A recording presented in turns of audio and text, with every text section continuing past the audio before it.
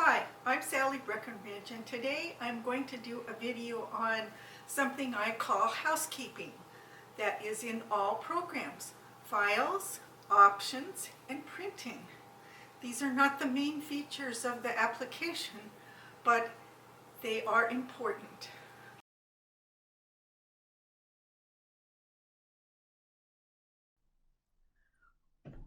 WeaveIt Pro for Windows handles two types of files.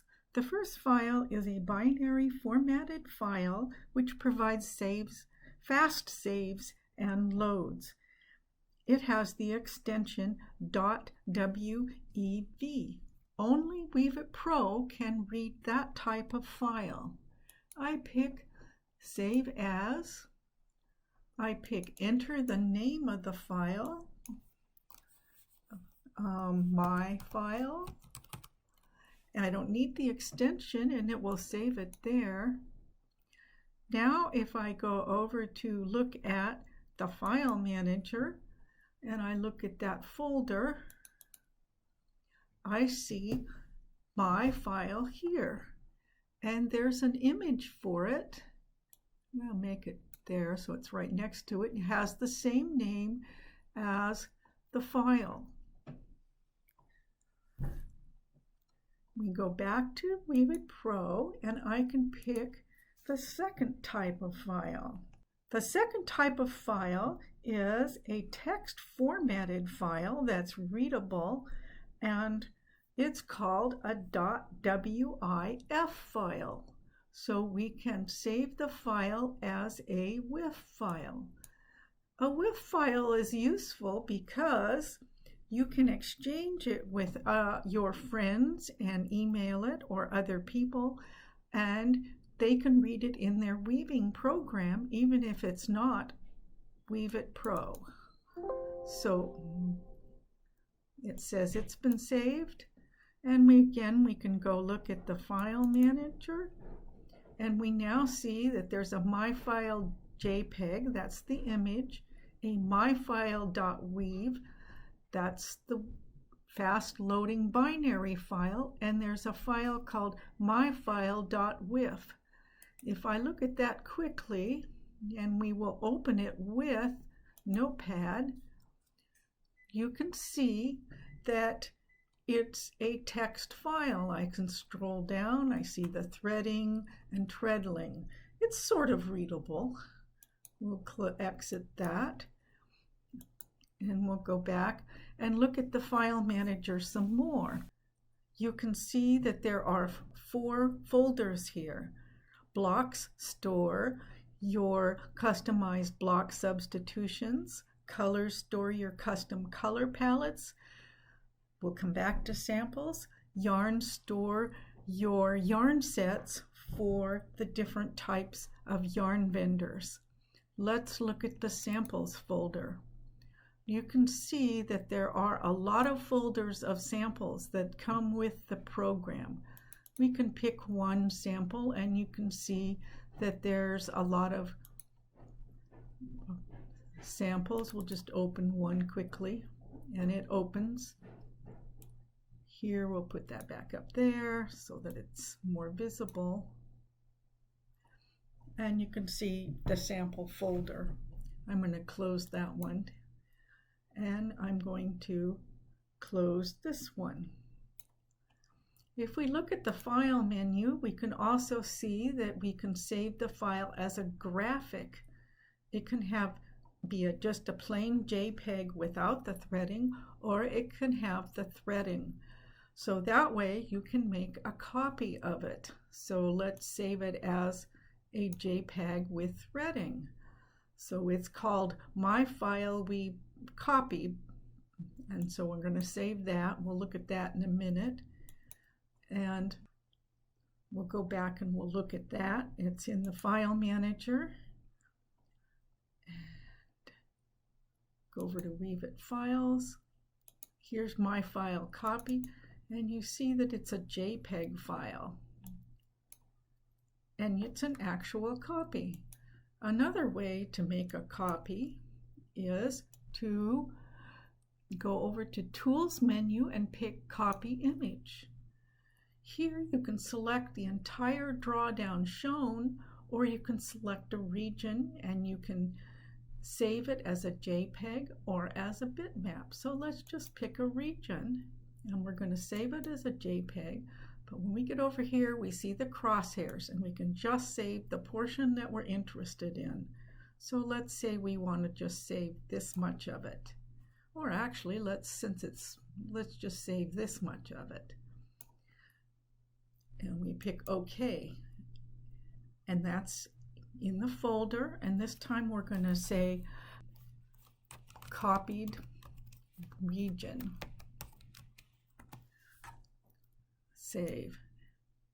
And we'll go OK, and we're going to go over again to the file manager, pop that open, WeaveIt files, and you can see here's the copied region file.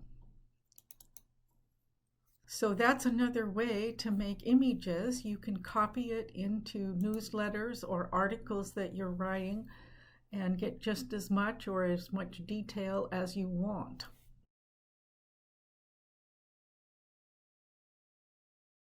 The next thing I want to show you, and we'll show the file manager, is the find file.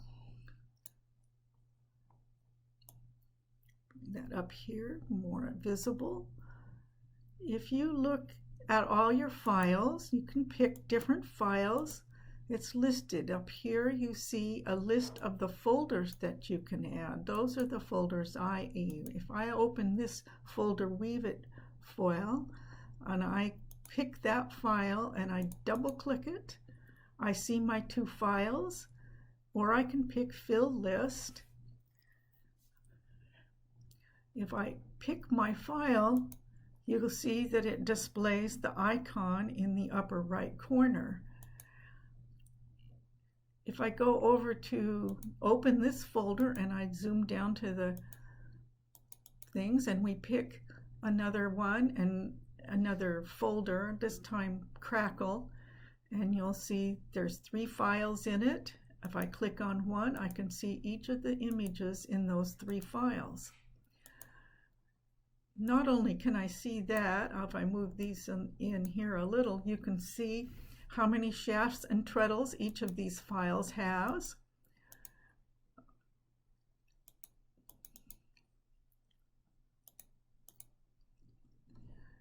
You can filter on the files too. Let's say I only want to see let's go over to twills, because there's a lot of different kinds of twills. Open twills. Let's say I'm only interested in 8 shaft patterns, not the 16 shaft ones. So it says filter on the number of shafts. I put that up to 8. Fill list, and I'm only seeing 8 shaft drafts. So I can limit the numbers that I want. You'll notice up here it says add folder and remove folder. If I pick add folder, I can look on my file system and see more folders. The reason it doesn't search the entire file system is there's a lot of files out there and it takes a while to load each one. So I go to a folder that I know exists. Here's documents, and we'll add in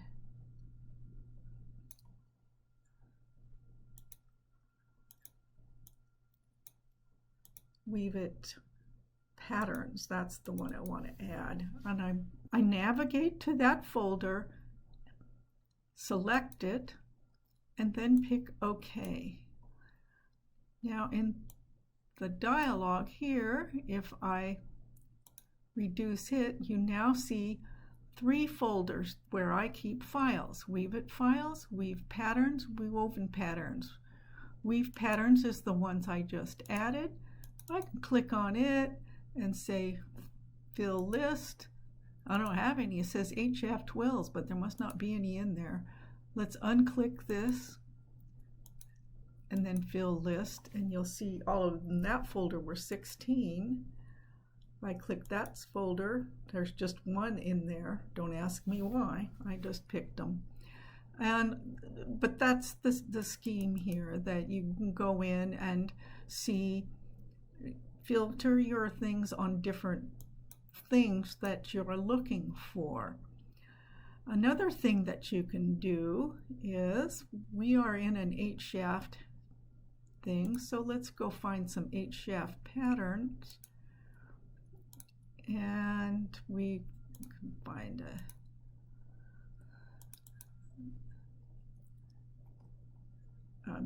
there are some 8 shafts. I'm going to pick that one, and I can go over here and say I want to use the threading in that pattern. It has to have 8.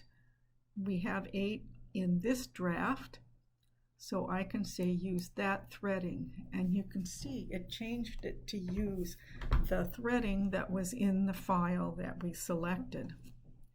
So that Find Files is a very useful tool and has many possibilities to use.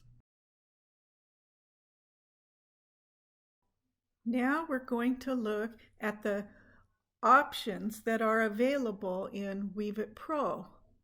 On the project menu, you will find options. It's the last item. We select it, and it shows you the options available for WeaveIt Pro. The first tab shows the environment options. You can display the threading at the top of the window or at the bottom of the window. Americans typically display it at the top, but Europeans often display it at the bottom. It's also nice when you're tracking to display the threading at the bottom, because then the drawdown looks more like what you would see on your loom. Additionally, you can put the toolbar at the top of the window or at the right side. I'm going to put it at the right side and go to Edit, and you can see it over here. I rarely put it at the top, but that is also available. So we'll put it at the top, and if you prefer, you can have it there. Just depends on how you're set up. Go back to the options. I'm going to put it at the right side. The other option on this page is the drawdown and the background for it. Typically, I use the light gray, but sometimes your pattern won't show if it had a light gray threads. If you want to have a more distinct edge to your drawdown, you might want to use black. So we'll select black, and I'll show you that. And so you can see that it really stands out with the black, but sometimes that's kind of a distracting color, especially on the sides here. So we'll go back to options, and I'm going to put it back to the gray. Oops. The last thing on this tab is the default color palette that you want to use when you start a new pattern. I opened it to browse, and it opens to all the possible choices that I currently have in my standard directory, which is Documents, WeaveIt Files, Colors. But you can go to any other folder that you want to open them. I'm not going to change it right now. I'm going to leave it with my rainbow color. On the drawdown tab, you see the options for how you want to display the drawdown. You can display it with numbers or markers, or with filled squares. For the tie-up, you can display it with X's, O's, numbers, or filled squares. The X's are typically used for a direct tie-up loom, whereas the O's are often used for the jack loom. The numbers are really useful if you're using a loom that has a lot of shafts, or creating a draft that has a lot of shafts, because sometimes it's easy to be confused as to what number you're looking at. So for this, I'm just going to turn it to numbers so that you can see that, and I pick OK, and you'll notice you still can't see it. And that's because it's not large enough, the square cells are not large enough to see it. If I click on plus and zoom it in, now you can see the numbers and numbers in this tie-up also. Back to the project. On the drawdown tab, you can also see marked tabby treadles. These will show when you print the draft, but they never show while you're editing. So it's only useful for printing, so I'm not going to do that now. The third tab shows the project options. These are the default options for when you start a new draft. If you make changes, then the changes will remain with your draft. This is only for how to start it up. You can start it up always using a jack loom. You can use either metric or imperial, depending on where you live. You can set the unit for currency. We'll look more at those when we get into the project. You can set the defaults for your warp and weft shrinkage, for your loom waist, and you can say I'm using sectional warping, and if I decide I want to print sectional warping, you can print it, you can set the section size, and you can show the spool count. The spool count is useful if you want to create a lot of spools for winding each section of your warp. If you're using a warping wheel, you don't need that. The print options on the last tab we'll look at when we talk about printing.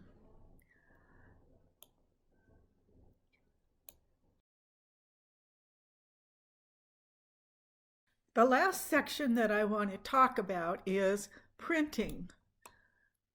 When we open the file member, you can see 3 items for printing. Print setup is just your standard Windows set up your printer. So we won't look at that one.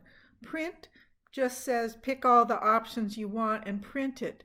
So we're going to look at print preview, which is a little more obvious. When you open the print preview, you see the initial printing choices, and they're in very tiny text that you can't read, but it gives you an idea of what the page will look like. Sometimes it's not totally accurate because it's very hard sometimes to scale it to the exact thing that you would see on a, say, 8x11 page. Up at the top, you see close, print, setup.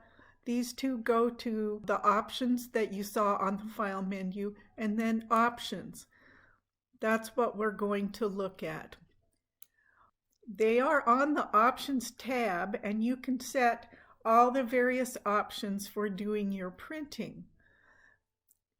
The first thing to look at is the margins. Those are especially useful to force some of the other displays into where you really want them.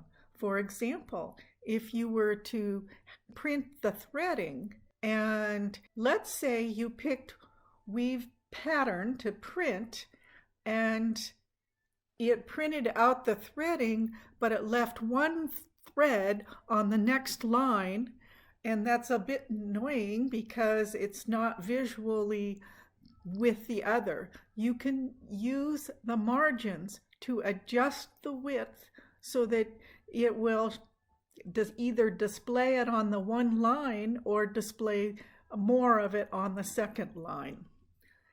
You can print the project info. That's what you're seeing right here. That's all the calculations, and we'll go over what those are in another video. You can print the pattern. You can choose the font size that you want to print the pattern in. You can print only the threading, which is useful if you're using a computerized loom that does all the threading for you. You really don't want it. You can print the color order, and I'm going to choose that because this is a tartan pattern and it has a distinct color order. The thread unit separators draw a line between each group of threads. This makes it easier to thread the loom. I always thread 4 at a time, unless I'm doing huck, and then I might use 5. The third thing here is the drawdown with interlacement. That just means the threading and the treadling. And automatic means it's going to try and fit it to the best size that it can on your page. You only get one page. So if you have a very large pattern, then it will have to reduce it to as tiny as it can. But it can't go across multiple pages. Sometimes it's useful to display the drawdown without the interlacement. I will check that so that we can see what choices you have. You can display it as full page or a part of a page, or you can attempt to inset it within this drawdown. With inset in pattern, if possible, it will try to inset the drawdown inside the pattern threading and treadling that you're printing. I'm going to try that choice. You can also print a lift plan or a sectional warp calculations. I'll check that one too. Now when we look at our draft, it's still difficult to read. These are the projects. You see the heddle count. This is the warp color count. If I go to the next page, I see the draft and I see where it is inset a partial drawing of the drawdown right inside of the draft. So that's pretty convenient as long as you don't have too large of draft. On the third page here, I have the drawdown with interlacement. It will only display one sequence of the drawdown, and it will try and fit it. And if it can't, make it those squares any larger, they get smaller and smaller. So if it's a large draft, it's pretty hard to see sometimes. The last page here is showing your spool count for each of the colors for doing the sectional warping.